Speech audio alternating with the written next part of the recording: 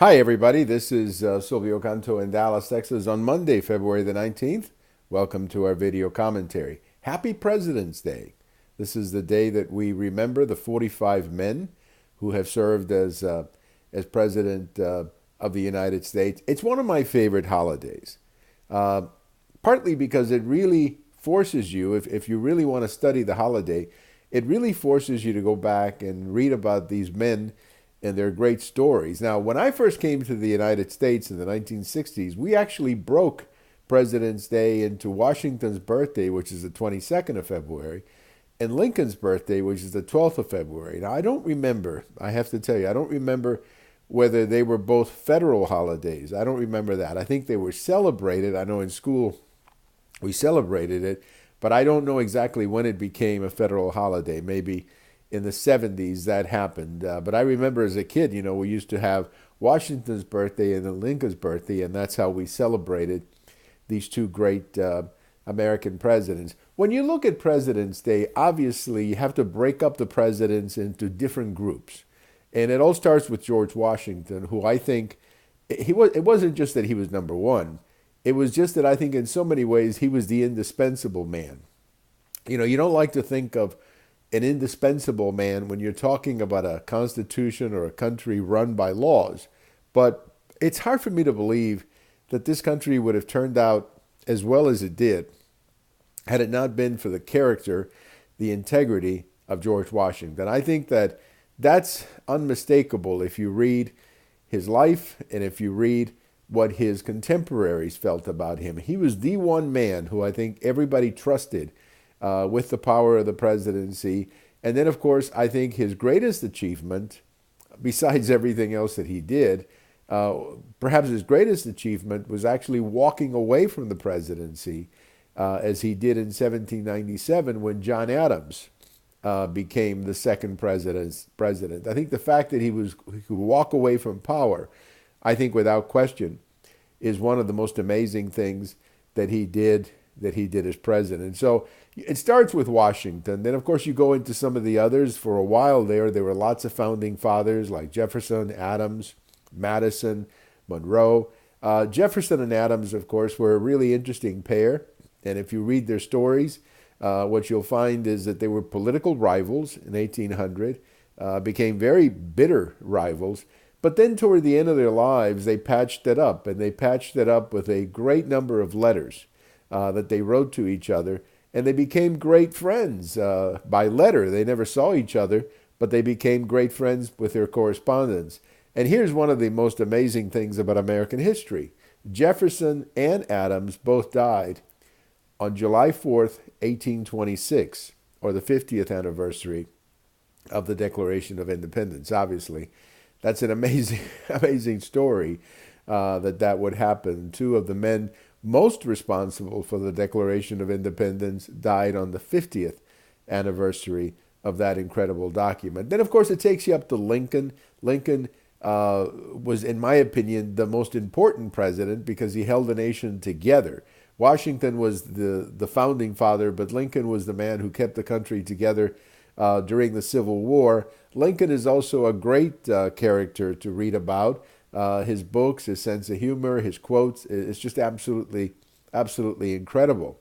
Then you move into the 20th century. Teddy Roosevelt became a very strong president. Woodrow Wilson was a very controversial president. Coolidge was a man who's a great favorite of people like me, the conservatives. Then, of course, Hoover, who I think was given a very bad name for the Depression. He didn't cause it, but obviously he happened to be in office and he caught all the political fire. FDR, who served 4 terms. Truman, who I think is one of the most underrated men as president. He's getting a lot of credit eventually, but he was, I think, one of the great presidents, had to make a lot of tough calls. Eisenhower, who I think was also very underrated, but he's now beginning to get a lot more publicity. JFK and LBJ, you got to look at these two together because of the assassination that cut short the JFK presidency. But of course, LBJ with Vietnam, I guess that will always be a part of his resume. Nixon, I always thought was a great president, but you got to take Watergate, of course, into account. You cannot just delete Watergate from his record. It's a stain. You cannot say it any other way.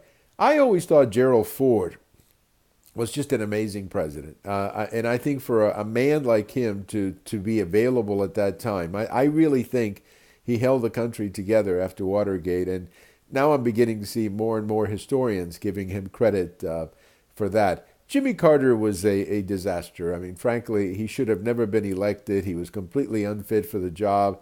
Nice man, very nice man, but he was totally unfit for the presidency. Ronald Reagan, the giant, I think, of the last 50 years, without question the most consequential president of our lifetime.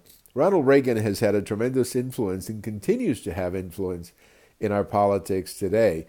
The first Bush, I think, was a great man and probably could have been a great two-term president, but unfortunately he was defeated for re-election. Clinton, I always thought, was a man who was a good politician, but I don't think there was much more to him than that. George W. Bush, I thought, was a very talented man, very good president, made a lot of tough decisions, and I think over time history will be very kind to George W. Bush.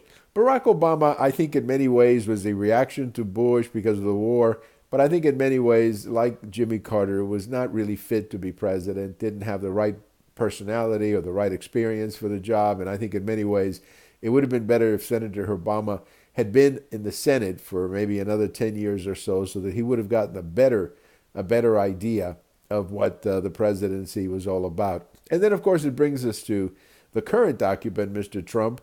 Way too early to tell what Mr. Trump or what history will say of Mr. Trump. I think he had a pretty good year, actually. His first year, I thought, was very productive despite all the noise. But it's too early. It's too early. One of the things, I'll leave you with this last thought about the presidents. One of the things that you learn when you look at these men, at these 45 men, is that sometimes you have to wait almost 10, 20, 30 years to get really a good analysis of the president. Eisenhower is the best example of that. When Eisenhower left the presidency in 1961, I don't think most people thought he was that good or he was that consequential. Yet today, people look back at Eisenhower and say the man was a very steady leader and kept the nation going through the 1950s. And I think the same thing will happen to George W. Bush, just as it happened to Harry Truman, who became more and more consequential over time. Well, it's a long one today, but I wanted to talk about President's Day. It's one of my favorite holidays, and as you could tell, I enjoy the history, and I hope you do too. Lots of good information about the presidents. I would just simply make it a point to learn about the presidents of the United States. I think you're going to find out that it's a lot of fun to do so. Have a great day, everybody. This is Silvio Canto in Dallas. We have all of these commentaries over at YouTube, at Twitter, and over at my blog. Bye-bye, everybody. Bye-bye.